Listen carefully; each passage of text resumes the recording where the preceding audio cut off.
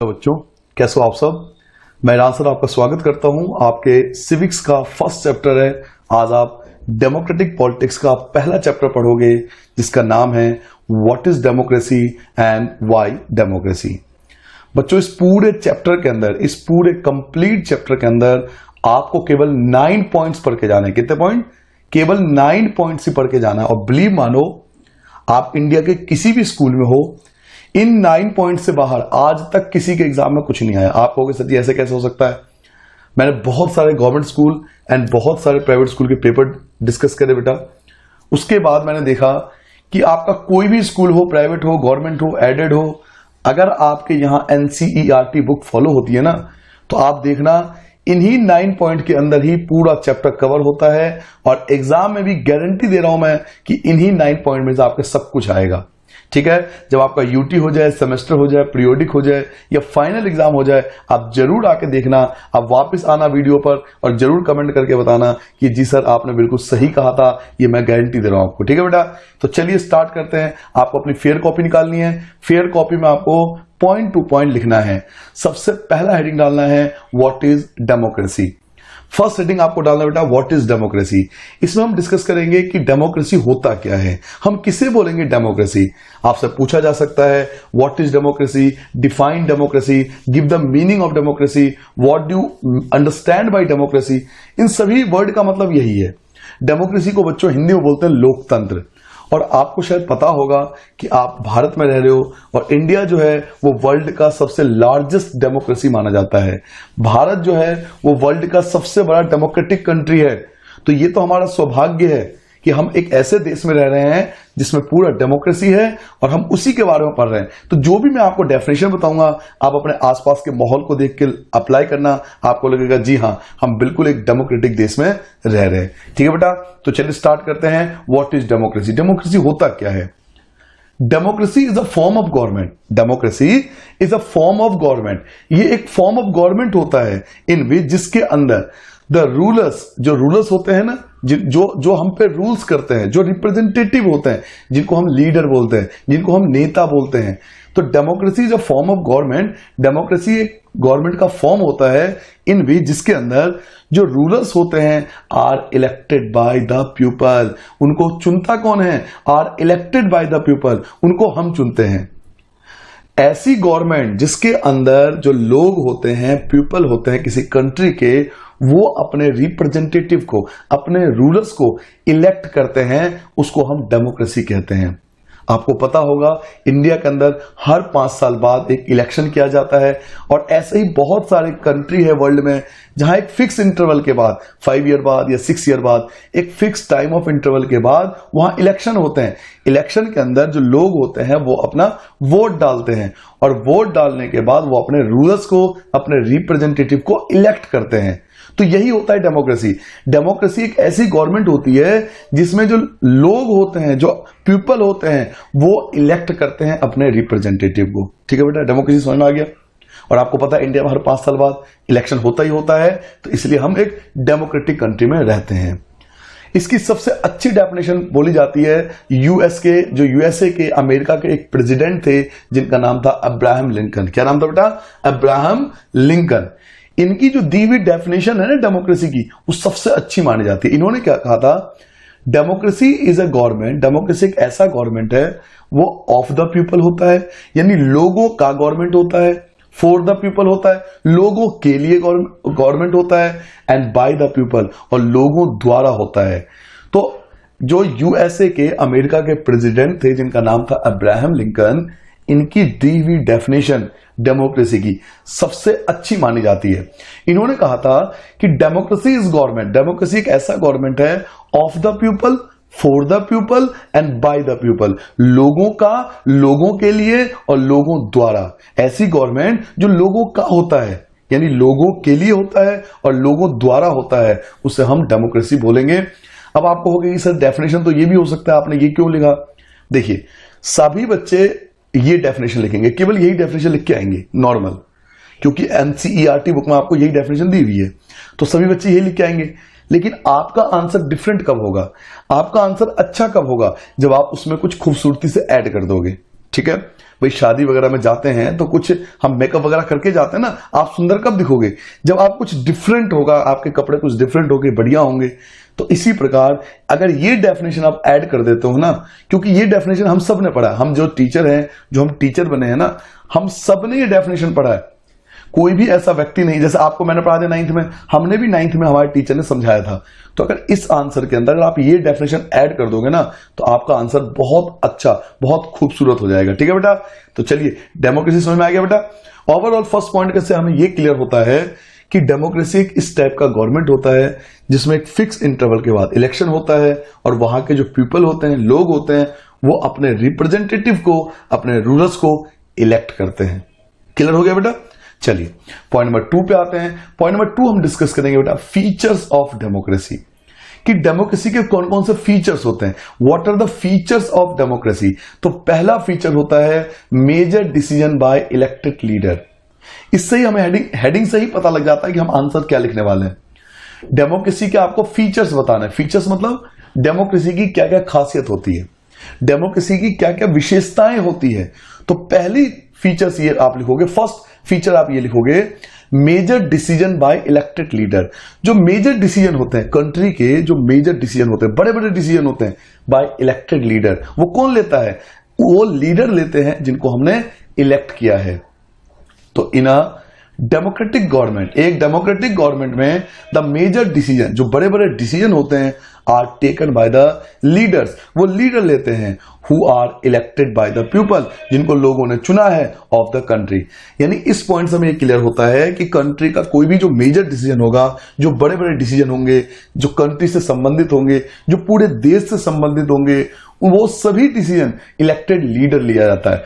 For example आपको बताऊं, अभी आपको पता है कुछ साल पहले हमारे प्रधानमंत्री जी ने क्या करा था, जो नोट थे, करेंसी थे, 500 और 1000 की करेंसी थे, उनको बंद कर दिया था। तो वो मेजर डिसीजन था, एक बड़ा डिसीजन था, जिसको इलेक्टेड लीडर ने लिया। तो ऐसे ही कोई भी बड़ा डिसीजन जो होता है वो इलेक्टेड लीडर लेते हैं। आप और मैं वो डिसीजन नहीं लेंगे, हमने अपने लीडर को इलेक्ट कर लिया। अब सारे मेजर डिसीजन जो होंगे वो हमारे इलेक्टेड लीडर लेंगे। हमारा काम उसको अप्लाई करना है, उसको फॉलो करना है। डिसीजन लेने का काम हमारा इलेक्टेड लीडर लेंगे। ठीक है बेटा, फर्स्ट पॉइंट क्लियर हो गया। ये होता है डेमोक्रेसी का पहला फीचर्स। डेमोक्रेसी का सेकंड फीचर्स क्या होता है? Free and fair electrical competition. Free and fair, बिना किसी भेदभाव का इलेक्ट्रिकल कंपटीशन होता है। मतलब इलेक्शन के अंदर कंपटीशन होगा, और वो कंपटीशन फ्री एंड फेयर होगा, बिना किसी भेदभाव का होगा। तो free and fair electrical competition होगा, जिसके अंदर किसी पार्टी के साथ भेदभाव नहीं किया जाएगा। सबके लिए इलेक्शन होगा, सभी उस इलेक्शन में पार्टिसिपेट करेंगे, और वो इलेक्शन जो होगा वो फ्री एंड फेयर होगा, किसी के साथ अनबाइस्ड नहीं होगा, किसी के साथ कोई भेदभाव नहीं किया जाएगा। तो इसके अंदर आप लिखोगे A democracy is based on free and fair election। एक डेमोक्रेसी जो बेस्ड होता है किस पर? Free and fair election. भाई डेमोक्रेसी तभी तो बोलोगे जब इलेक्शन हो, लेकिन इलेक्शन कैसे हो? फ्री एंड फेयर हो। फ्री एंड फेयर हो, भाई इलेक्शन हो रहा है, लेकिन अगर वो फ्री एंड फेयर ही नहीं है तो फिर वो डेमोक्रेसी कैसा? डेमोक्रेसी बेस्ड होता है फ्री एंड फेयर इलेक्शन पे। Where does currently in power have a fair chance of losing. जहां पर जो पावर में है, where does currently in power, even जो पावर में है, जिसकी गवर्नमेंट है, वो भी हार सकता है। Have a fair chance of losing, उसके हारने के भी इक्वल चांस होते हैं, और जो पावर में नहीं है उसको जीतने के इक्वल चांस होते हैं।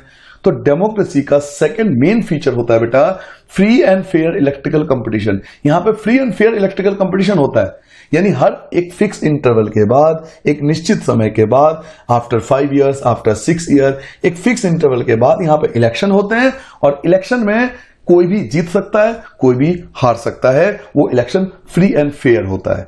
तो ये डेमोक्रेसी का सेकंड फीचर होता है। दो फीचर्स याद हो गए बेटा।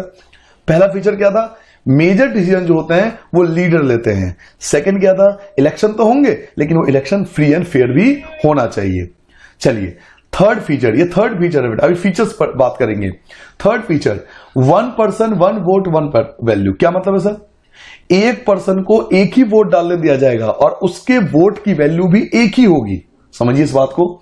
1 person, जैसे आप हो, आपकी जो वोट होगा वो आप केवल एक ही वोट डाल पाओगे और आपकी वोट की वैल्यू भी एक जैसी होगी, चाहे देश का जो प्रेसिडेंट है वो वोट डाले या देश का कोई नॉर्मल आम आदमी है वो वोट डाले, उसके वोट की वैल्यू जो है वो इक्वल होनी चाहिए, तभी वो डेमोक्रेटिक होगा। ये नहीं कि वो प्रेसिडेंट है तो उन्होंने वोट डाला तो उसके वोट की वैल्यू बहुत ज्यादा हो गई और हम जैसे आप जैसे जो नॉर्मल इंसान है वो अगर वोट डालें तो उसकी वैल्यू कम हो गई, तो वो डेमोक्रेटिक नहीं कहलाएगा। डेमोक्रेटिक वहां कहलाएगी, डेमोक्रेसी वहां होगी जहां एक पर्सन एक वोट डाल सकता है और सभी के वोट की वैल्यू एक ही जैसी होगी, बराबर होगी। इन अ डेमोक्रेटिक कंट्री, जितने भी डेमोक्रेटिक कंट्री होते हैं बच्चों, ईच एंड एवरी एडल्ट, वहां पे जो ईच एंड एवरी एडल्ट होते हैं, एडल्ट मतलब एक फिक्स एज के बाद, जैसे इंडिया के अंदर 18 ईयर्स के बाद हर एक देश की जो अलग अलग कंट्री है बेटा उसके एडल्ट की डेफिनेशन अलग अलग है। इंडिया के अंदर ये 18 ईयर्स एक रखा गया है। तो डेमोक्रेटिक कंट्री के अंदर हर एक एडल्ट को प्रोवाइड किया जाता है क्या, सिंगल वोटिंग राइट प्रोवाइड किया जाता है कि वो जाकर एक वोट डाल सकता है और उसके वोट की जो वैल्यू होगी वो इक्वल होगी चाहे कोई भी वोट डाले। तो वन पर्सन वन वोट डाल सकता है और उसके वोट की जो वैल्यू होगी वो वन ही काउंट होगी, वो एक जैसी काउंट होगी, इक्वल काउंट होगी। इसलिए डेमोक्रेसी का जो थर्ड फीचर होगा वो होगा one person one vote one value. ठीक है बेटा। फोर्थ पे आते हैं, rules of law respect of rights. क्या मतलब है सर जी? जितने भी रूल्स एंड रेगुलेशन बनाए जाएंगे, रूल्स ऑफ लॉ, जितने भी कानून बनाए जाएंगे, जितने भी रूल्स एंड रेगुलेशन बनाए जाएंगे उसके अंदर ही हमें काम करना पड़ेगा और हमें कुछ राइट्स भी मिलेंगे, देश के अंदर कुछ अधिकार भी मिलेंगे। ऐसा नहीं सिर्फ कानून हम पे थोपा जाएगा। जो रूल्स बनाए जाएंगे हम उसकी रिस्पेक्ट करेंगे, जो कानून बनाए जाएंगे हम उसकी रिस्पेक्ट करेंगे और इवन हमें कुछ राइट्स मिलेंगे, कुछ हमें अधिकार भी मिलेंगे। तो इन डेमोक्रेटिक कंट्री, एक डेमोक्रेटिक कंट्री में a country can be rule only with in limit. जो भी काम होगा वो एक लिमिट के अंदर होगा। विद इन लिमिट का मतलब क्या है? जो कानून बनाया जाएगा set by the constitutional law, जो कॉन्स्टिट्यूशनल लॉ बनाया जाएगा, जो कॉन्स्टिट्यूशन के अंदर, कॉन्स्टिट्यूशन बेटा होता है संविधान, जो संविधान के अंदर कानून बनाया जाएगा, जो कॉन्स्टिट्यूशन के अंदर लॉ बनाए जाएंगे, उसी के अंदर ही हमें काम करना होगा। एंड सिटीजन राइट्स, और जो हमें राइट्स दिए गए हैं हमें उसी को अप्लाई करना है, उसी को मानना है, उसी का यूज करना है। तो एक democratic, in democracy a country can be rule. एक डेमोक्रेसी के अंदर एक कंट्री रूल किया जा सकता है ओनली विद इन लिमिट, एक लिमिट के अंदर। और वो लिमिट कौन सेट करेगा? Set by the constitutional law. जो कॉन्स्टिट्यूशन में कानून बनाए गए हैं उस लिमिट के अंदर ही उस कंट्री पे रूल किया जा सकता है। और सिटीजन राइट, और जो लोगों को राइट दिए गए हैं, जो सेट किए गए हैं राइट्स, उस लिमिट के अंदर ही उस कंट्री पर हम रूल कर सकते हैं। उस कंट्री को उस सभी रूल्स को फॉलो करना पड़ेगा जो कॉन्स्टिट्यूशन में कानून बनाए गए, उसको हमें फॉलो करना पड़ेगा। ये फोर्थ फीचर है बेटा डेमोक्रेसी की। अब आते हैं, ये चार फीचर्स हो गए बेटा। अब एक बार जल्दी से आपको रिवाइज करा देता हूं ये चार फीचर। आपको चार फीचर्स क्यों आपको बताया? बेसिकली बेटा एग्जाम के अंदर देखा गया है कि कभी भी अगर एग्जाम में ये पूछा जाता है ना द फीचर्स ऑफ डेमोक्रेसी की, डेमोक्रेसी के कौन कौन से फीचर्स होते हैं, तो नॉर्मली बच्चों ये एग्जाम में 4 से 5 मार्क्स में आता है। इसलिए कम से कम आपको 4 पॉइंट तो याद होने चाहिए। फर्स्ट पॉइंट मैंने क्या बताया? Major decision by elected leaders. जो मेजर डिसीजन होते हैं वो इलेक्टेड लीडर लेते हैं जिनको हमने चुना है। Free and fair electoral competition, हर एक 5 साल बाद free and fair electoral competition होता है जिसमें कोई भी जीत सकता है और कोई भी हार सकता है। जीतने और हारने के जो चांसेस होते हैं वो इक्वल होता है। थर्ड फीचर मैंने आपको बताया, one person one vote one value. एक पर्सन को एक ही वोट डालने दिया जाएगा और उसके वोट की जो वैल्यू होगी वो इक्वल होगी। फोर्थ आपको बताया, rules of law and respect of right. जो कॉन्स्टिट्यूशनल लॉ होंगे उसी के अंदर ही हमें काम करना पड़ेगा। जो गवर्नमेंट होगी वो कॉन्स्टिट्यूशनल लॉ के अंदर ही काम करेगी, उससे बाहर जाकर कोई काम नहीं कर सकता। चलिए पॉइंट नंबर 3 पे आता है बेटा। पॉइंट नंबर 3 आपको अपने फेयर कॉपी में हेडिंग डालनी है, आर्ग्यूमेंट फॉर डेमोक्रेसी। आर्ग्यूमेंट का मतलब क्या है? आर्ग्यूमेंट फॉर डेमोक्रेसी मतलब हम बात करेंगे कि डेमोक्रेसी की लाभ क्या है, फायदे क्या हैं। आर्ग्यूमेंट फॉर डेमोक्रेसी का मतलब होता है कि आखिर दुनिया के अधिकतर कंट्री ने डेमोक्रेसी क्यों अपनाया, डेमोक्रेसी के लाभ क्या हैं, फायदे क्या हैं? तो या तो आपके एग्जाम में ये पूछेगा आर्ग्यूमेंट फॉर डेमोक्रेसी, या तो ये पूछा जाएगा, या फिर आपसे ये भी पूछा जा सकता है क्या कि what are the merits of democracy, what are the advantages of democracy, what are the significance of democracy.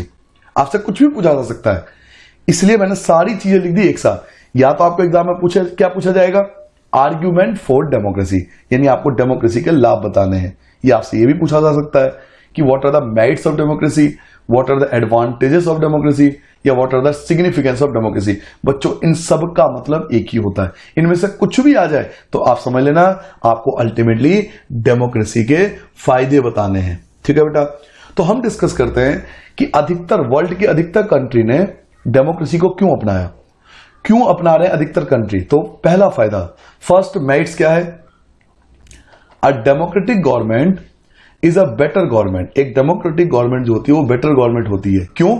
Because it is more accountable, क्योंकि ये ज्यादा अकाउंटेबल फॉर्म ऑफ गवर्नमेंट होता है। अकाउंटेबल मतलब क्या है, जवाबदेही। जो हम गवर्नमेंट चुनेंगे, जो हम गवर्नमेंट हम इलेक्ट करेंगे, वो अकाउंटेबल होगा, यानी कोई भी वो डिसीजन लेंगे ना तो उसके लिए उनकी जवाबदेही बनेगी कि उन्होंने ये डिसीजन क्यों लिया है। तो एक डेमोक्रेटिक गवर्नमेंट जो होता है वो सबसे अच्छा गवर्नमेंट होता है। क्यों? क्योंकि ये ज्यादा अकाउंटेबल है, ये जवाबदेही वाला गवर्नमेंट होता है। उनको जवाब देना पड़ेगा कि उन्होंने ऐसा डिसीजन क्यों लिया। समझ में आ गया? पहला फायदा क्या है कि इसमें गवर्नमेंट को अकाउंटेबल होना पड़ता है, जवाब देना पड़ता है। Second, democracy improve the quality of decision making. Democracy improve the quality of decision making, decision making की क्वालिटी को बढ़ाता है। कैसे सर जी? डेमोक्रेसी के अंदर बेटा जो गवर्नमेंट होती है वो अपने आप डिसीजन नहीं लेगी। डेमोक्रेसी के अंदर जो गवर्नमेंट होती है ना वो लोगों से पूछती है कि हम ये डिसीजन लेना चाहते हैं, ये डिसीजन सही है या गलत है। तो जब अधिकतर लोग ये बोलेंगे कि हाँ ये डिसीजन अच्छा है, आप ले लो, तो वो डिसीजन लिया जाएगा।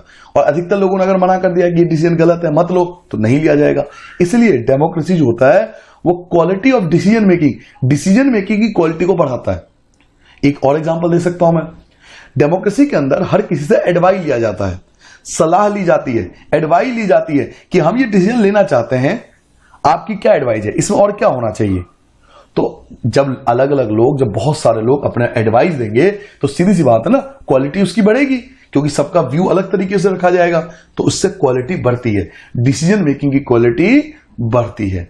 ठीक है बेटा, चलिए थर्ड पॉइंट की बात करते हैं। Democracy provide a method to deal with differences and conflict.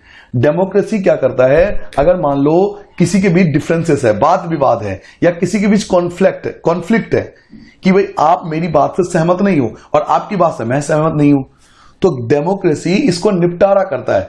Democracy provide a method to deal with differences and conflict. अगर हमारी व्यू जो है, हमारी बात जो है वो आपस में मैच नहीं कर रही है, तो डेमोक्रेसी एक ऐसा तरीका है जो हमें मेथड देती है कि हम अपने बातों को, वाद विवाद को, अपने कॉन्फ्लिक्ट को, लड़ाई को सुलझा सकते हैं डेमोक्रेसी से। क्योंकि डेमोक्रेसी में क्या होगा, हम जाके कॉन्स्टिट्यूशन में बैठेंगे, संविधान में जाके बैठेंगे, लोकसभा राज्यसभा में जाकर बैठेंगे, वहां डिसीजन लिया जाएगा।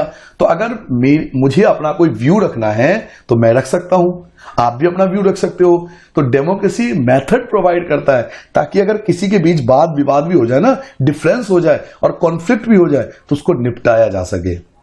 जिन कंट्री में बेटा डेमोक्रेसी नहीं है ना, छोटी छोटी बातों पे क्या होता है, लड़ाई हो जाती है, दंगे शुरू हो जाते हैं, जबकि इंडिया जैसे देशों में ऐसा नहीं है, क्योंकि यहां पर डेमोक्रेसी फॉलो होता है। Fourth, democracy enhances the dignity of citizen. Democracy जो होता है इनहेंसेस मतलब बढ़ाता है डिग्निटी मतलब रिस्पेक्ट। किसकी रिस्पेक्ट? सिटीजन की रिस्पेक्ट को बढ़ाता है। क्यों? क्योंकि डेमोक्रेसी में आपको बहुत सारे राइट्स मिले हुए हैं। अभी आप लास्ट चैप्टर इस बुक के, जो आपका डेमोक्रेटिक पॉलिटिक्स वाली बुक है, इसका लास्ट चैप्टर आप पढ़ोगे जिसमें आपको बताऊंगा फंडामेंटल राइट्स और कॉन्स्टिट्यूशनल राइट्स। हमें बहुत सारे राइट्स मिले हुए हैं, अधिकार मिले हुए हैं, जिससे हमारी डिग्निटी ऑफ सिटीजन बढ़ती है, हमारी रिस्पेक्ट बढ़ती है। तो डेमोक्रेसी इनहेंसेस, डेमोक्रेसी बढ़ाता है, क्या बढ़ाता है? The dignity of citizen. Citizen की जो डिग्निटी है, उसकी जो रिस्पेक्ट है, उसको बढ़ाता है। चलिए फिफ्थ पॉइंट की बात कर रहे हैं, लास्ट मेरिट्स है, फायदे हैं। Democracy it better than the other form of government. Democracy जो है वो दूसरे गवर्नमेंट से बेहतर है। क्यों बेहतर है? Because it allow us to correct its own mistake. हम अपनी गलती को भी ठीक कर सकते हैं। कैसे सर जी? मान लो बेटा कि हमने एक ऐसे गवर्नमेंट को इलेक्ट कर लिया जो 5 साल तक कोई काम ही नहीं कर रहा। हमने गलती से उस गवर्नमेंट के भरोसे में आ गए, उसके वादे में आ गए, उसके झूठे वादों में फंस गए और हमने उस गवर्नमेंट को इलेक्ट कर लिया। लेकिन 5 साल के अंदर उन्होंने ये कोई भी वादा पूरा नहीं करा। तो हम क्या करेंगे? 5 साल बाद जब दोबारा इलेक्शन होगा तो हम अपनी खुद की मिस्टेक को, जो हमने 5 साल पहले गलती की थी, हम उसको सुधार सकते हैं। इसलिए डेमोक्रेसी बेहतर हुआ ना, कि democracy better than other form of government. Democracy दूसरे गवर्नमेंट से बेहतर है because it allow us to correct its own mistake, क्योंकि हम इसमें अपनी गलती को ठीक कर सकते हैं। ठीक है बेटा, एक बार जल्दी से रिवाइज करा देता हूं कि डेमोक्रेसी के क्या क्या लाभ है। डेमोक्रेटिक गवर्नमेंट बेटर गवर्नमेंट है क्योंकि ये ज्यादा अकाउंटेबल है, जवाबदेही है। डेमोक्रेसी इंप्रूव करता है, quality of decision making improve करता है। डेमोक्रेसी मेथड प्रोवाइड करता है ताकि डिफरेंसेस एंड कॉन्फ्लिक्ट को निपटाया जा सके। डेमोक्रेसी इनहेंस करता है डिग्निटी ऑफ सिटीजन, रिस्पेक्ट को बढ़ाता है लोगों को। Democracy better than other form of government. Democracy दूसरे गवर्नमेंट से बेहतर है क्योंकि हम अपनी गलतियों को, अपने मिस्टेक को करेक्ट करने का मौका देता है, अवसर प्रदान करता है। ठीक है बेटा, ये सारे पॉइंट जो थे वो थे डेमोक्रेसी के फायदे। अब हम बात करेंगे डेमोक्रेसी के नुकसान की। ऐसा नहीं है कि डेमोक्रेसी के केवल लाभ ही लाभ हैं, फायदे ही फायदे हैं, मेरिट्स ही मेरिट्स हैं। इसके बेटा कुछ डिसएडवांटेज भी हैं। Argument against democracy. Argument against मतलब अब हम डेमोक्रेसी की डीमेरिट्स के बारे में बात करेंगे कि डेमोक्रेसी की नुकसान क्या है। आर्ग्यूमेंट अगेंस्ट डेमोक्रेसी कि डेमोक्रेसी के क्या क्या नुकसान है। तो या तो आपको एग्जाम में क्या पूछा जाएगा कि what are the argument against democracy, या आपसे पूछ सकता है डिसएडवांटेजेस ऑफ डेमोक्रेसी या ड्रॉबैक्स ऑफ डेमोक्रेसी। सबका मतलब एक ही है। आर्ग्यूमेंट अगेंस्ट डेमोक्रेसी पूछा जाए या डिसएडवांटेज पूछा जाए या ड्रॉबैक पूछा जाए, इन सब का मतलब एक ही है। इनमें हिसाब से किसी भी तरीके से एग्जाम में पूछा जा सकता है। अल्टीमेटली हमें अब डेमोक्रेसी के डिसएडवांटेज बताना है। पहला, first disadvantage, leader keeps changing. क्या होता है बेटा? हर 5 साल बाद लीडर क्या हो रहे हैं? चेंज हो रहे हैं। हर 5 साल बाद लीडर चेंज हो रहे हैं ना, इलेक्शन होते हैं, लीडर चेंज हो जाते हैं। तो डेमोक्रेसी में क्या होता है? लीडर बदलते रहते हैं। This leads to instability. इससे क्या होता है? इनस्टेबिलिटी आती है। भाई एक गवर्नमेंट चुना, अगली बार वो गवर्नमेंट हट गया, तो इससे क्या होता है? इनस्टेबिलिटी आती है, एक स्टेबल गवर्नमेंट नहीं मिलती। तो इससे जो प्रोग्रेस होता है ना कंट्री का, वो इफेक्ट होता है, उस पर इंपैक्ट पड़ता है। तो क्योंकि leaders keep changing in a democracy, democracy में लीडर्स लगातार बदलते रहते हैं, इससे इनस्टेबिलिटी आती है। पहला disadvantage. Second disadvantage, democracy is all about political competition. Democracy कुछ नहीं है, ये केवल पॉलिटिकल कंपटीशन है एंड पावर प्ले, और केवल पावर प्ले है कि कौन पावर में आएगा। There is no scope for morality. यहां मोरालिटी का कोई जगह नहीं है। मोरालिटी मतलब अच्छी बातों की कोई जगह नहीं है। डेमोक्रेसी माना जाता है कि यहां पर क्या होता है? केवल पॉलिटिक्स का खेल है, केवल पावर का खेल है। जो नेता, जो लीडर हमें टीवी पर आपस में झगड़ते हुए दिखाई देते हैं, अगले ही शाम में वो एक साथ बैठकर खाना खाते हुए दिखाई देते हैं, तो लोगों के मन में इंपैक्ट क्या आता है कि इनके विचार में कितना मतभेद है। लेकिन डेमोक्रेसी एक पॉलिटिकल कंपटीशन है, बस पावर प्ले है कि कौन पावर में आएगा। यहां मोरालिटी की कोई जगह नहीं है, अच्छी बातों की कोई जगह नहीं है। ठीक है, तो ये दूसरा डिसएडवांटेज है डेमोक्रेसी का। Third disadvantage, so many people have to consulted. मैंने आपसे क्या कहा था कि जब डिसीजन लेते हैं तो बहुत सारे लोगों से पूछना पड़ता है। डेमोक्रेसी में जब डिसीजन लिया जाता है तो बहुत सारे लोगों से कंसल्ट करना पड़ता है, पूछना पड़ता है। डेमोक्रेसी में हम सबसे पूछेंगे, तो जब सबसे पूछोगे तो आपको डिसीजन लेने में क्या होगा? डिले होगा। That it leads to delay. इससे क्या होगा? हर डिसीजन लेने में, काम में डिले होता है। आप देखते हो ना, गवर्नमेंट कोई भी डिसीजन लेती है, उसको अप्लाई करने में उन्हें बहुत साल लग जाते हैं। क्यों? So many people have to be consulted. हमें बहुत सारे लोगों से कंसल्ट करना पड़ता है, पूछना पड़ता है डेमोक्रेसी के अंदर। That leads to delay. इससे क्या होता है? डिसीजन लेने में डिले होता है, देर होती है। थर्ड डिसएडवांटेज हो गया। फोर्थ, इलेक्टेड लीडर्स, जो हमने लीडर चुना है, डू नॉट नो, उन्हें पता ही नहीं होता the best interest of people. उन्हें लोगों के हितों का पता ही नहीं होता कि लोगों का किसमें हित है। जो इलेक्टेड लीडर्स हैं उनको पता, कई बार तो पता ही नहीं होता कि जिन्होंने मुझे चुना है उनके लिए क्या अच्छा है, तो it leads to bad decision. इससे क्या होता है, वो गलत डिसीजन ले लेते हैं। क्यों गलत डिसीजन ले जाते हैं? भाई आपने लीडर चुना, अब वो लीडर जो है वो आपकी गली में नहीं आया, आपके घर में नहीं आया, आपके मोहल्ले में नहीं आया, आपको उन्हें पता ही नहीं है कि हमारी समस्या क्या है, हमारी प्रॉब्लम्स क्या है। तो इलेक्टेड लीडर्स को कई बार पता ही नहीं होता कि लोगों का इंटरेस्ट किस चीज में है, इसलिए कई बार बैड डिसीजन भी लिए जाते हैं। और लास्ट आपको डिसएडवांटेज याद रखना है, डेमोक्रेसी लीड्स टू करप्शन। बच्चों, डेमोक्रेसी से क्या होता है, करप्शन बहुत ज्यादा बढ़ता है। For it is based on electrical competition. Democracy से क्या होता है, करप्शन बहुत ज्यादा बढ़ता है। आप कहोगे करप्शन कैसे बढ़ सकता है? देखो, कोई लीडर हमने चुना, एक मैं एग्जांपल देके समझा रहा हूं। कोई लीडर हमने चुना, अब उस लीडर को भी पता है कि मैं 5 साल बाद पता नहीं दोबारा इलेक्शन होंगे, मैं चुना जाऊं ना चुना जाऊं। तो जो पैसा टैक्स द्वारा जमा हुआ, जो पैसा हमारे लिए, हमारे रोड के लिए, इंफ्रास्ट्रक्चर के लिए यूज होना चाहिए, उस पैसे का वो प्रॉपर इस्तेमाल नहीं करेंगे। उसमें उसका कुछ भाग, कुछ परसेंटेज वो उसका करप्शन के रूप में इस्तेमाल कर लेते हैं। तो डेमोक्रेसी में करप्शन होता है, क्योंकि उन्हें पता है कि 5 साल बाद फिर से इलेक्शन होगा, पता नहीं मैं जीतूं या नहीं जीतूं। ठीक है, तो डेमोक्रेसी से करप्शन बहुत ज्यादा बढ़ता भी है। एक बार जल्दी से मैं आपको रिवाइज करा देता हूं कि डेमोक्रेसी के डिसएडवांटेज क्या है। पहला, लीडर्स कीप चेंजिंग, लीडर लगातार चेंज होते रहते हैं डेमोक्रेसी में, दिस लीड्स टू इनस्टेबिलिटी, इससे इनस्टेबिलिटी आती है। Second point, democracy all about the political competition and power play. Democracy क्या होता है, पॉलिटिकल कंपटीशन और पावर प्ले है। नो स्कोप फॉर मोरालिटी, यहां मोरालिटी की कोई जगह नहीं है। So many people have to consulted, बहुत सारे लोगों से पूछना पड़ता है डेमोक्रेसी में, दैट लीड टू डिले, जिससे काम में देरी होती है। Elected leader do not know the best interest of people, elected leader को पता ही नहीं होता कि लोगों का इंटरेस्ट क्या है। It lead to the bad decision, इससे खराब डिसीजन लिए जाते हैं।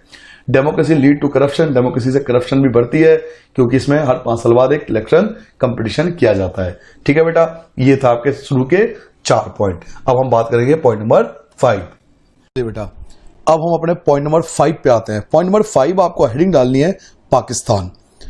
एक्चुअल में आपके सिलेबस में एक इंसिडेंट दिया हुआ पाकिस्तान का, जिसके अकॉर्डिंग आपसे पूछा जाएगा एग्जाम के अंदर कि जो पाकिस्तान में इंसिडेंट हुआ था, उसके होने के बाद आप इसे डेमोक्रेसी बोलोगे या नहीं बोलोगे।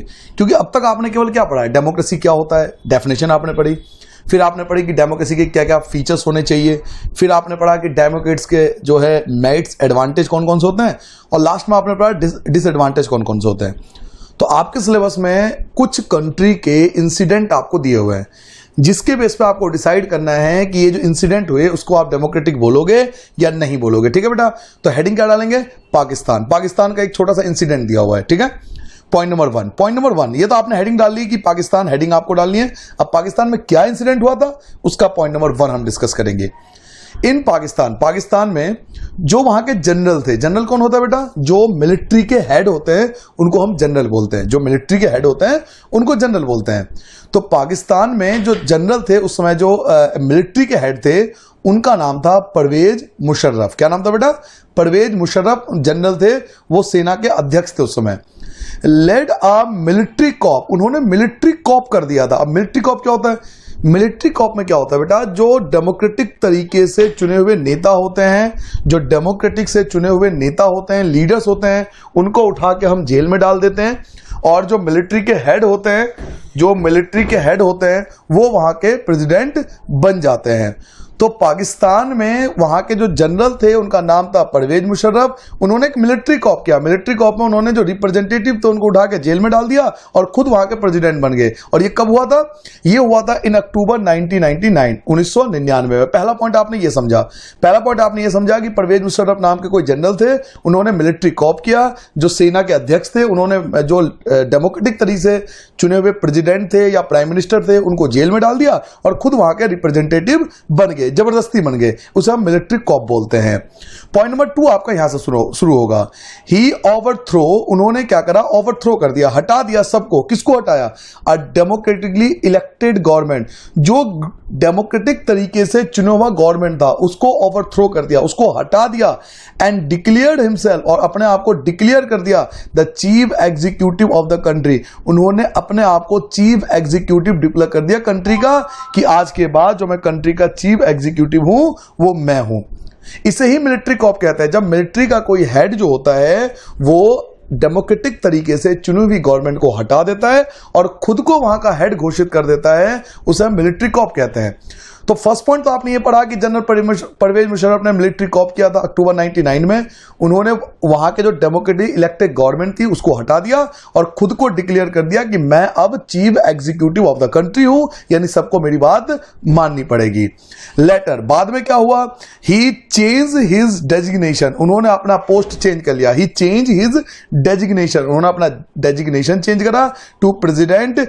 उन्होंने जो पहले तो अपने आप को उन्होंने क्या डिक्लेयर किया कि मैं चीफ एग्जीक्यूटिव हूं, इसका मतलब जो कंट्री के जो भी काम होंगे उसको मैं हैंडल करूंगा। लेकिन धीरे धीरे उन्होंने अपने आप को डिक्लेयर कर दिया कि मैं अब प्रेसिडेंट हूं इन 2002 में हैड अ रेफरेंडम, उन्होंने एक रेफरेंडम किया, चेंजेस किया इन द कंट्री के अंदर that granted him a 5 year extension, जिसके कारण उन्हें 5 साल का कामकाज मिल गया। जैसे प्रेसिडेंट को 5 साल के लिए चुना जाता है वैसे ही इनका कार्यकाल जो था, इनका जो वर्किंग डे था वो 5 ईयर के लिए इन्होंने बढ़वा लिया। तो पॉइंट नंबर 3 आपने ये पढ़ा। पॉइंट नंबर 3 आपका यहां से स्टार्ट होगा। लेटर बाद में ही चेंज ही डेजिग्नेशन, उन्होंने अपना डेजिग्नेशन चेंज करा। पहले तो चीफ एग्जीक्यूटिव थे, बाद में उन्होंने अपने आप को क्या कहा कि मैं प्रेसिडेंट हूं। और 2002 में उन्होंने एक रेफरेंडम लाया। रेफरेंडम मतलब होता है जब हम कोई चेंजेस करते हैं, लॉ के अंदर, कानून के अंदर कोई चेंजेस करते हैं, तो उन्होंने एक रेफरेंडम के द्वारा अपने आप को कंट्री का जो 5 साल के लिए प्रेसिडेंट था वो घोषित कर दिया कि अब मैं 5 ईयर के लिए आप सबका प्रेसिडेंट हूं। किसका? पाकिस्तान का। ये 3 पॉइंट आपको समझना है, ठीक है बेटा। फर्स्ट पॉइंट क्या था कि पाकिस्तान में जो परवेज मुशर्रफ थे उन्होंने मिलिट्री कॉप किया था 1999 में। सेकंड पॉइंट आपने पढ़ा कि उन्होंने जो डेमोक्रेटिकली इलेक्टेड गवर्नमेंट थी उसको हटा दिया और खुद को चीफ एग्जीक्यूटिव घोषित कर दिया। थर्ड पॉइंट आपने पढ़ा बाद में उन्होंने अपना डेजिग्नेशन चेंज करा, उन्होंने चीफ एग्जीक्यूटिव से अपने आप को प्रेसिडेंट घोषित कर दिया और 2002 में अपना कार्यकाल, अपना टाइम पीरियड, वर्किंग पीरियड 5 साल के लिए बढ़वा दिया। ठीक है बेटा, यहां तक समझ में आ गया। ये 3 पॉइंट थे, पाकिस्तान का भी खत्म नहीं हुआ क्योंकि यूजुअली 4 से 5 मार्क्स में आता है। चलिए 4th पॉइंट हम यहां से पढ़ेंगे। इन अगस्त, अभी अगस्त आ चुका था 2002, he issued a legal framework order, उन्होंने एक लीगल फ्रेमवर्क ऑर्डर पारित किया। आपको बिलीव नहीं होगा, ये एमसीक्यू वगैरह में सिंपल एक क्वेश्चन में आ जाता है क्या कि पाकिस्तान में लीगल फ्रेमवर्क ऑर्डर कब आया। तो लीगल फ्रेमवर्क ऑर्डर अगस्त 2002 में आया था, जिसके अनुसार that amended the constitution of Pakistan, जिन्होंने पाकिस्तान के पूरे कॉन्स्टिट्यूशन को ही बदल दिया। पाकिस्तान के पूरे कॉन्स्टिट्यूशन को ही बदल दिया गया। यानी 2002 में जो परवेज मुशर्रफ थे उन्होंने एक ऑर्डर पारित किया। उस ऑर्डर का नाम था लीगल फ्रेमवर्क ऑर्डर और उस ऑर्डर के अनुसार उन्होंने पूरे पाकिस्तान का जो कॉन्स्टिट्यूशन था उसको बदल दिया, उसको चेंज कर दिया।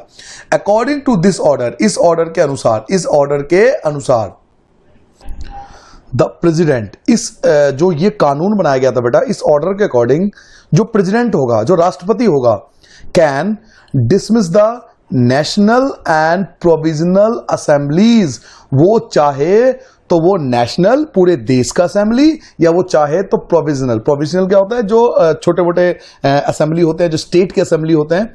तो इस ऑर्डर के अनुसार ये जो लीगल फ्रेमवर्क ऑर्डर पारित किया गया था, इसके अकॉर्डिंग जो राष्ट्रपति होगा उसके अंदर वो पावर आ जाएगी कि वो नेशनल एंड प्रोविजनली जो असेंबलीज होगी उसको डिसमिस कर सकता है, चाहे तो उसके काम को रोक सकता है। ये बहुत बड़ा ऑर्डर था क्योंकि आज तक किसी भी प्रेसिडेंट के पास ये ऑर्डर नहीं था कि वो असेंबली को रोक सके। तो लीगल फ्रेमवर्क ऑर्डर में यही खासियत थी कि अगर प्रेसिडेंट चाहेगा तो वो असेंबलीज के कामकाज को रोक सकता है। नेक्स्ट पॉइंट आपको याद करना है, the work of the civilian cabinet, जो कैबिनेट में यानी मंत्री जो होंगे जो काम करेंगे उस इज सुपरवाइज, उसके काम की निगरानी होगी। सुपरवाइज मतलब उसके काम की निगरानी होगी by a national security council. और निगरानी कौन करेगा? उसके लिए एक अलग से बोर्ड बनाया गया, उसका नाम था नेशनल सिक्योरिटी काउंसिल। यानी जो भी रिप्रेजेंटेटिव आपने चुने हैं, जो आपने रूलर आपने चुने हैं, जो नेता आपने चुने हैं, उनके कामकाज की सुपरविजन होगी, उनके वर्क को सुपरवाइज किया जाएगा। और सुपरवाइज कौन करेगा? नेशनल सिक्योरिटी काउंसिल करेगा कि वो काम सही कर रहे हैं या नहीं कर रहे हैं। और which is dominated by the military officer. और जो नेशनल सिक्योरिटी काउंसिल के जो अधिकतर मेंबर थे वो कौन थे? वो मिलिट्री ऑफिसर थे। अल्टीमेटली मिलिट्री का ही पूरे देश पर कब्जा आ गया। भाई आपने रिप्रेजेंटेटिव चुना, आपने तो नेता चुना, लेकिन वो जो भी काम करेंगे उनके काम की सुपरविजन होगी, देखरेख होगी। कौन करेगा सुपरविजन? तो नेशनल सिक्योरिटी काउंसिल करेगा, जिसके अधिकतर जो मेंबर थे वो मिलिट्री ऑफिसर थे। तो अल्टीमेटली बात यही होगी ना, तो पूरा देश जो था वो अंडर द मिलिट्री कॉप के अंदर आ गया, मिलिट्री पावर के अंदर आ गया। तो आपसे पूछा जाएगा कि ये जो पाकिस्तान में इंसिडेंट हुआ ये किसी भी तौर पे डेमोक्रेटिक तो हम नहीं कहेंगे, डेमोक्रेसी का पार्ट तो नहीं है, लेकिन आपने रिप्रेजेंटेटिव तो चुना। देखो रिप्रेजेंटेटिव आपने चुन के भेजा, इलेक्शन हुए, आपने रिप्रेजेंटेटिव चुना, तो क्या इसे डेमोक्रेटिक बोलेंगे? तो आप कहोगे नहीं, ये अभी भी डेमोक्रेटिक नहीं है। क्यों? क्योंकि जो रिप्रेजेंटेटिव हमने चुना है वो एक्चुअल में डिसीजन नहीं ले रहे, डिसीजन जो ले रहे हो मिलिट्री ऑफिसर ले रहे हैं, क्योंकि जो हमने रिप्रेजेंटेटिव चुना था उनके काम की तो निगरानी हो रही है नेशनल सिक्योरिटी काउंसिल द्वारा, और जिसके अधिकतर मेंबर मिलिट्री ऑफिसर है। तो इसको हम किसी भी तौर पे डेमोक्रेटिक नहीं बोलेंगे। ठीक है बेटा। और लास्ट पॉइंट आपको याद रखना है, द फाइनल पावर, जो लास्ट अंतिम पावर होती थी रेस्टेड विद मिलिट्री ऑफिसर्स। जो भी फाइनल पावर होती थी, जो फाइनल डिसीजन होते थे वो मिलिट्री ऑफिसर होते लेते थे, एंड जनरल परवेज मुशर्रफ या फिर जनरल परवेज मुशर्रफ खुद लेते थे। जो फाइनल डिसीजन होता था, जो अंतिम फैसले होते थे, वो या तो मिलिट्री ऑफिसर लेते थे या खुद जनरल परवेज मुशर्रफ लेते थे। ये पाकिस्तान का आपको इंसिडेंट दिया हुआ है। ये पॉइंट नंबर आपको 5 याद करना है। एक बार जल्दी से रिवाइज करा देता हूं कि आपने पॉइंट नंबर 5 में क्या क्या पढ़ा है। ठीक है बेटा। पॉइंट नंबर 5 आपने हेडिंग डाला पाकिस्तान, पाकिस्तान का हम इंसिडेंट पढ़ रहे हैं। अब सुनिए ध्यान से। इन पाकिस्तान में जनरल परवेज मुशर्रफ ने एक मिलिट्री कॉप किया था अक्टूबर 1999 में। फिर ये फर्स्ट पॉइंट हो गया। यहां आपका पॉइंट नंबर 2 स्टार्ट होगा। He overthrow a democratically elected government. उन्होंने जो डेमोक्रेटिक तरीके से चुनी हुई गवर्नमेंट थी उसको ओवरथ्रो कर दिया, and declare himself the chief executive of the country, और खुद को चीफ एग्जीक्यूटिव घोषित कर दिया। यहां से आपका पॉइंट नंबर 3 स्टार्ट होगा।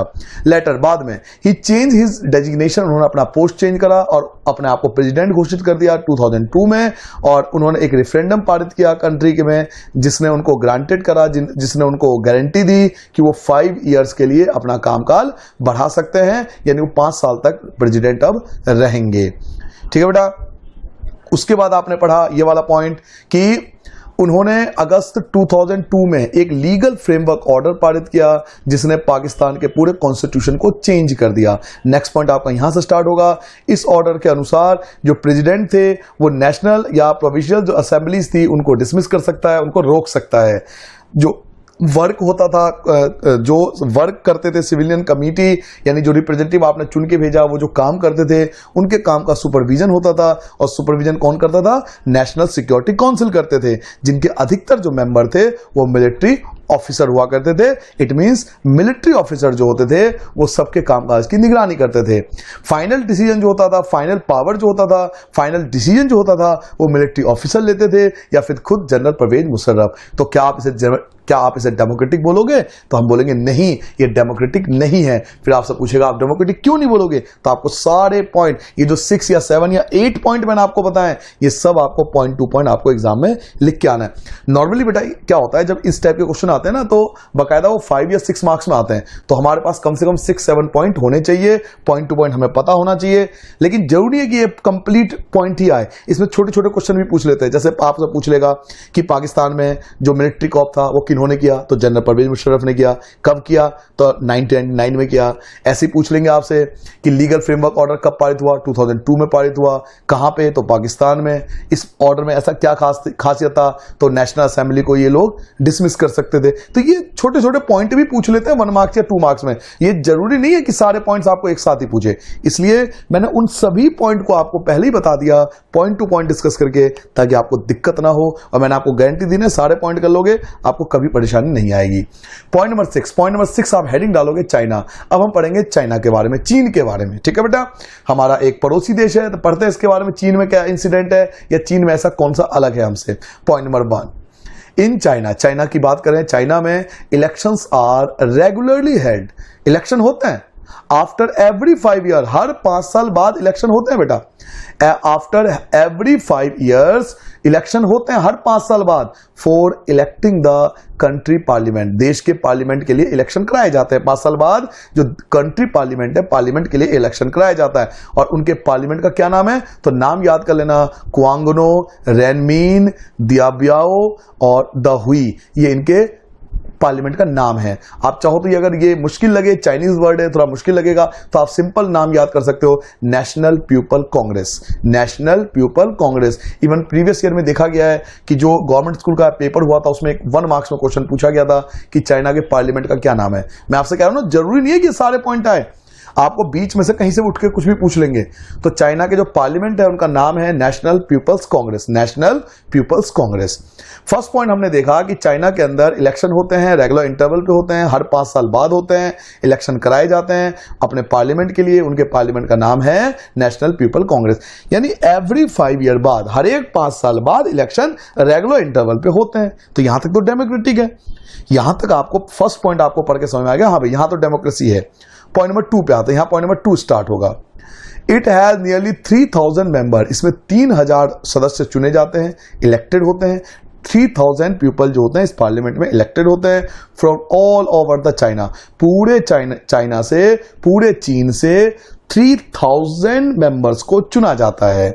और some members are elected by the army, इनमें से कुछ मेंबर जो होते हैं वो आर्मी द्वारा भी इलेक्टेड होते हैं। ये आपका पॉइंट नंबर 2 हो गया।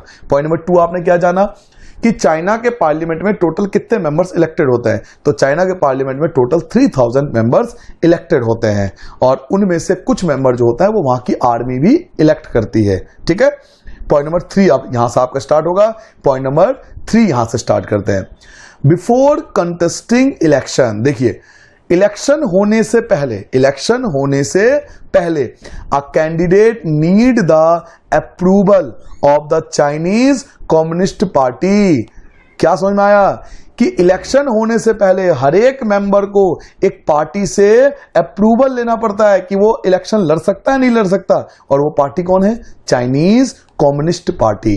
बच्चों चाइना में केवल एक ही पार्टी है, वहां केवल एक ही पार्टी है, उस पार्टी का नाम है चाइनीज कम्युनिस्ट पार्टी। एक ही पार्टी है बस। और अगर किसी को इलेक्शन लड़ना है ना तो उसको चाइनीज कम्युनिस्ट पार्टी से पहले अप्रूवल लेना पड़ेगा। तो यहां आपको पॉइंट नंबर 3 में समझ में आ गया होगा कि चाइना में डेमोक्रेसी नहीं है। क्यों नहीं है, क्योंकि पार्टी तो एक ही है ना, दूसरी पार्टी है कहां, किसके खिलाफ लड़ोगे। वहां केवल एक ही पार्टी है और उसी के मेंबर चुने जाते हैं। तो 3 पॉइंट अब तक आपने पढ़े हैं। फर्स्ट पॉइंट आपने ये पढ़ा कि चाइना के अंदर हर एक 5 साल बाद प्रॉपर इलेक्शन होते हैं अपने पार्लियामेंट के लिए। उनके पार्लियामेंट का नाम है National People's Congress. First point तो आपको क्लियरली है कि भैया वहां पे डेमोक्रेसी है। सेकंड पॉइंट आपसे कहता है कि वहां 3000 लोग चुने जाते हैं, उनमें से कुछ मेंबर जो होते हैं वो आर्मी द्वारा भी चुने जाते हैं। ये पॉइंट भी डिस्कस करता है कि हाँ डेमोक्रेसी है। लेकिन थर्ड पॉइंट जो आता है ये कहता है कि वहां डेमोक्रेसी नहीं है। क्यों, बिफोर कंटेस्टिंग इलेक्शन, इलेक्शन में पार्टिसिपेट करने से पहले a candidate need the approval of the Chinese communist party, उसे चाइनीज कम्युनिस्ट पार्टी से अप्रूवल लेना पड़ता है कि मैं चुनाव लड़ना चाहता हूं, क्या मैं लड़ सकता हूं। तो दूसरी पार्टी नहीं है, वहां दूसरी पार्टी नहीं है, एक ही पार्टी से। मान लो एक एरिया है, मान लो कोई एक एरिया है और वहां 5 लोग आते हैं, 5 लोगों को, उन 5 पीपल को चाइनीज कम्युनिस्ट पार्टी से परमिशन लेना पड़ेगा। वो आपस में लड़ेंगे, लेकिन लड़ेंगे तो एक ही पार्टी के लिए ना, चाइनीज कम्युनिस्ट पार्टी के लिए तो लड़ेंगे। तो इसलिए वहां डेमोक्रेसी नहीं है, क्योंकि वहां पे दूसरी पार्टी नहीं है, वहां कंपटीशन नहीं है। पॉइंट नंबर 4 पे आते हैं बेटा। पॉइंट नंबर 4 आपको याद रखना है, the government is always formed by the communist party. सरकार जो होती है वो हमेशा कम्युनिस्ट पार्टी की ही बनती है। अब सीधी सी बात है, जब एक ही पार्टी है तो गवर्नमेंट तो उसी की बनेगी। तो जो गवर्नमेंट बनती है वो हमेशा एक ही पार्टी की बनती है। The government is always formed by the communist party. सरकार जो बनती है, वहां की जो गवर्नमेंट बनती है उसमें वो हमेशा एक ही पार्टी की बनती है। उस पार्टी का नाम है चाइनीज कम्युनिस्ट पार्टी। ठीक है बेटा, पॉइंट नंबर 5 पे आते हैं। पॉइंट नंबर 4, यहां तक पॉइंट नंबर 4 जो है ये आपका चाइना के बारे में कहानी खत्म होती है। तो चाइना के बारे में हमने टोटल मिलाकर 4 पॉइंट पढ़े बेटा। एक जल्दी से 4 पॉइंट का मैं आपको रिव्यू देता हूं कि 4 पॉइंट हमने क्या क्या पढ़े। इन चाइना में elections are regularly held, election लगातार अपने रेगुलर टाइम पे होता है, आफ्टर एवरी 5 ईयर, हर एक 5 साल बाद, for electing the country parliament, country के पार्लियामेंट को के जो मेंबर हैं उनको चुनने के लिए। उनके पार्लियामेंट का नाम है national people Congress.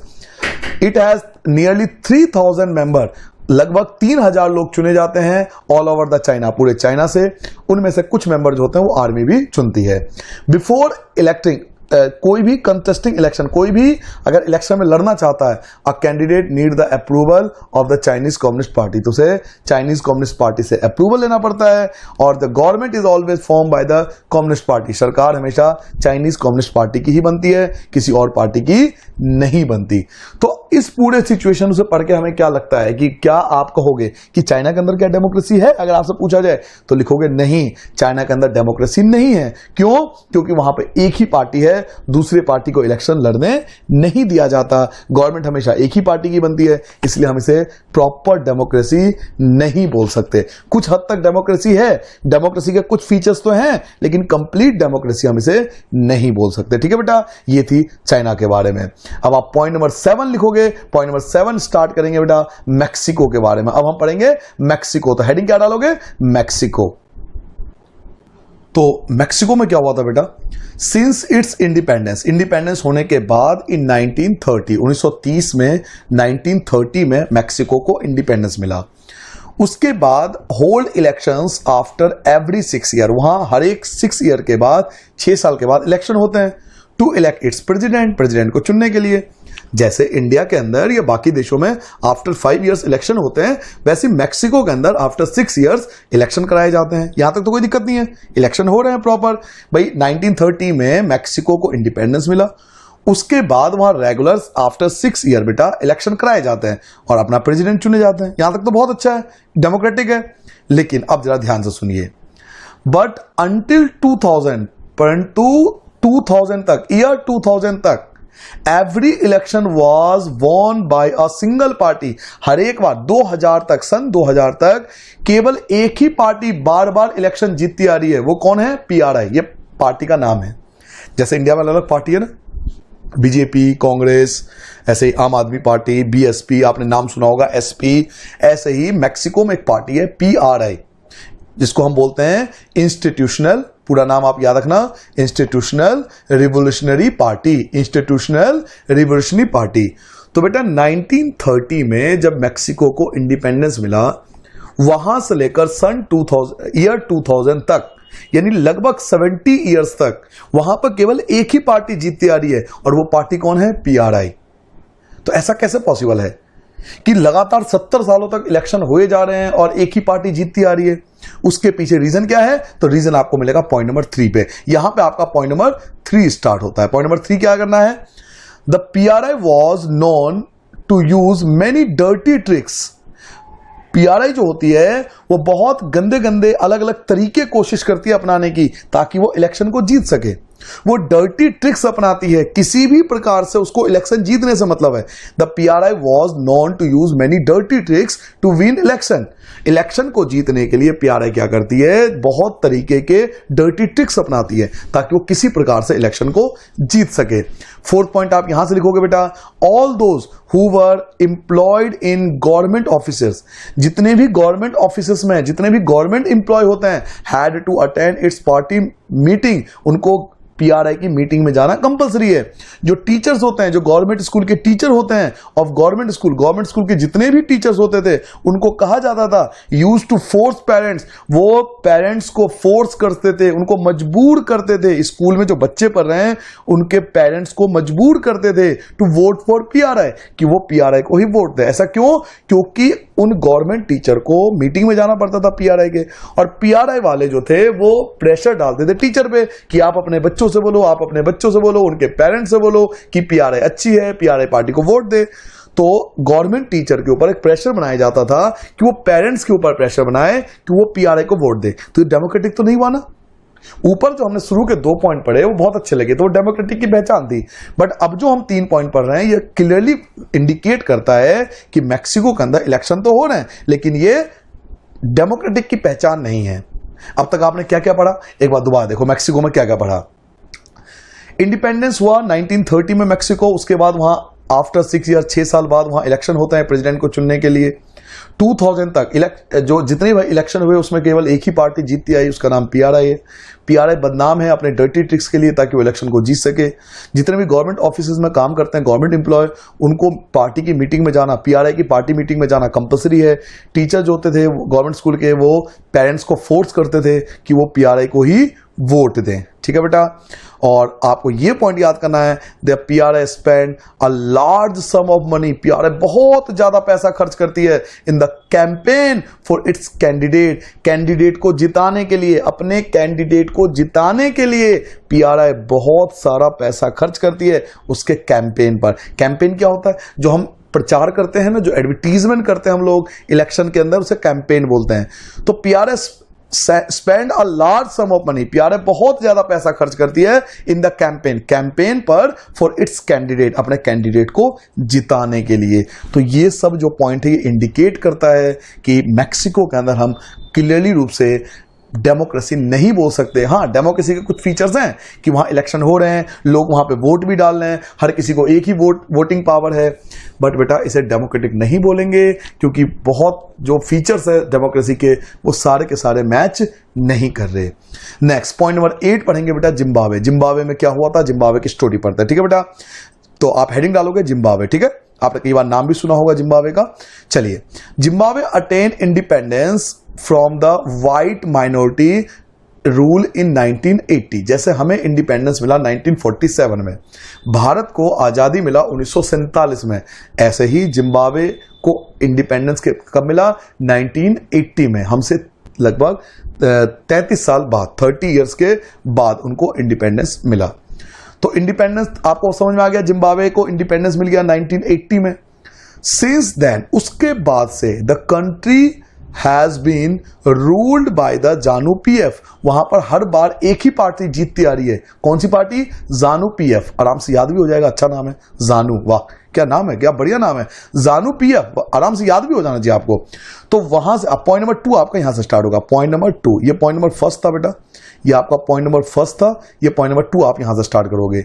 Since then, यानी जब से उन्हें इंडिपेंडेंस मिला है 1980 से लेकर अब तक, the country has been ruled by ZANU PF. हर बार जानु पीएफ पार्टी जीतती है। The party had led the freedom struggle, जिसने फ्रीडम स्ट्रगल में पार्टिसिपेट किया था वही पार्टी हर बार जीतती आ रही है। यहां तक तो कोई परेशानी नहीं है, यहां तक तो ठीक है। ठीक है, अब समझते हैं थर्ड पॉइंट से। यहां से आपका थर्ड पॉइंट आएगा, इट्स लीडर, इनके जो लीडर है उनका नाम है रॉबर्ट मुगाबे। जो लीडर है ना, हेड, जानु पीएफ पार्टी का जो हेड है उनका नाम है Robert Mugabe. Rule the country, वही इस कंट्री को रूल करते हैं सिंस इंडिपेंडेंस, इंडिपेंडेंस होने के बाद। देखो कितनी बड़ी बात है, इंडिपेंडेंस के इतने साल हो जाने के बावजूद भी केवल एक ही पार्टी रूल कर रहा है और एक ही मेंबर है, उसका हेड है रॉबर्ट मुगाबे, केवल वही रूल कर रहे हैं। ऐसा कैसे पॉसिबल है? तो हम आगे पढ़ेंगे। यहां तक तो आपको समझ में आ गया। फोर्थ पॉइंट आपको याद रखना है, elections were held regular, election regular interval पे होते हैं and always won by ZANU PF, और हमेशा एक ही पार्टी जीत रही है। कौन सी पार्टी? जानु पीएफ जीतती है। ऐसा नहीं लग रहा है कि स्टोरी कुछ मैक्सिको से मैच करता है? मैक्सिको में भी तो ऐसी था ना, बिल्कुल सेम कहानी आप जिम्बाब्वे के बारे में पढ़ रहे हो, तो आपको इजीली याद भी हो जाएगा। पहला पॉइंट हमने पढ़ा कि जिम्बाब्वे 1980 में इंडिपेंडेंस हुआ था वाइट से, वाइट मतलब अंग्रेजों से, जैसे हमारे ऊपर अंग्रेजों का शासन था। उसके बाद कंट्री के अंदर हमेशा एक ही पार्टी जीतती आ रही है, जानु पीएफ, जिसने फ्रीडम स्ट्रगल में पार्टिसिपेट किया था। उनके जो लीडर है उनका नाम है रॉबर्ट मुगाबे, और वही रूल करते हैं इंडिपेंडेंस होने के बाद अब तक। इलेक्शन रेगुलर इंटरवल पे होते हैं और हमेशा एक ही पार्टी जीतती है जिसका नाम है जानु पीएफ। ठीक है बेटा, अब आते हैं फिफ्थ पॉइंट से। यहां तक तो कहानी बहुत अच्छी थी, बहुत ही क्लैपिंग कर लेते हैं इनके लिए, बहुत अच्छा काम कर रहे हैं, बहुत सुंदर। यहां से कहानी का आपको असली रूप समझ में आएगा पॉइंट नंबर 5 में।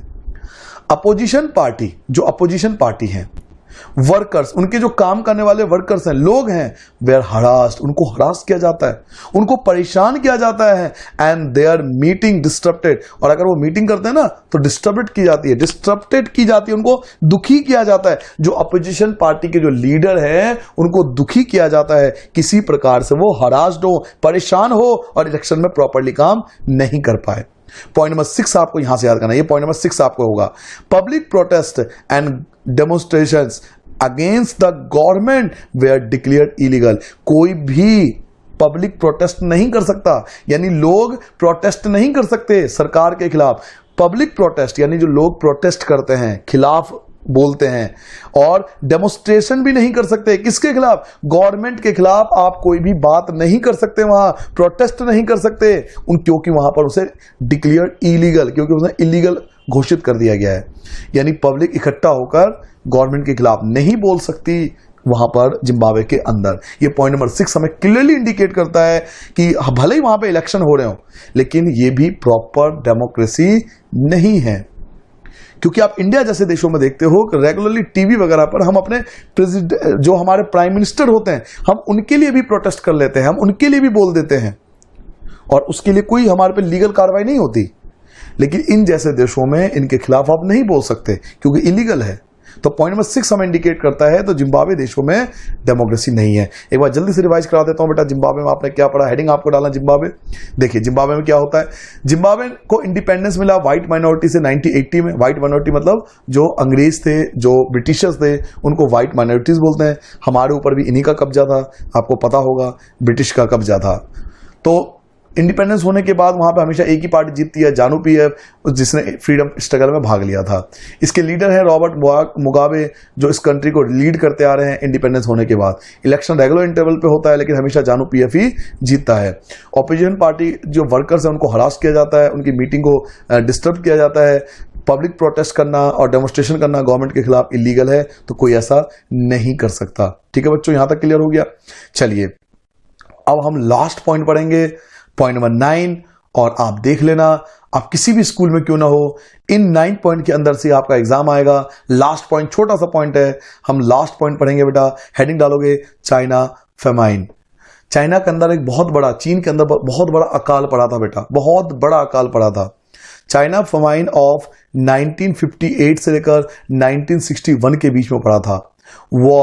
ये जो था वर्स्ट रिकॉर्डेड फेमाइन, ये वर्ल्ड का सबसे खराब फेमाइन था, सबसे बुरा, सबसे बेकार, यानी वर्स्ट मतलब सबसे खतरनाक फेमाइन पड़ा था।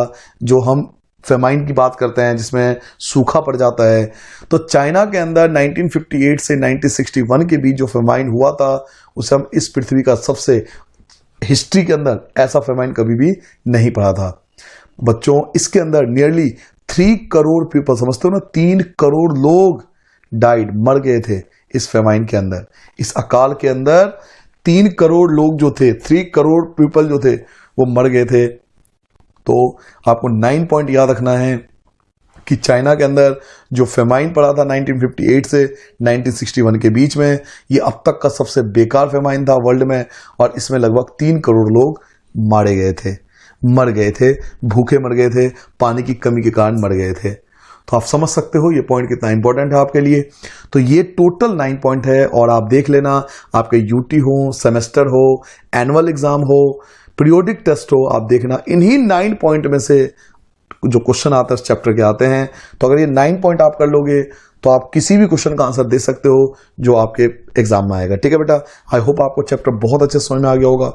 कोई पॉइंट्स आपके अकॉर्डिंग अगर लगे कि कोई पॉइंट्स और ऐड करना चाहिए था, तो आप कमेंट करके जरूर बताना, कोशिश करूंगा उसे वीडियो में और ऐड करने की। ठीक है बेटा, थैंक यू, नमस्ते, अपना ध्यान रखो, अच्छे से पढ़ो, कोई भी चीज डाउटफुल हो कमेंट करके जरूर पूछना, और मुझे जरूर बताना कि आपको वीडियो कैसा लगा। ठीक है बेटा, नमस्ते बच्चों।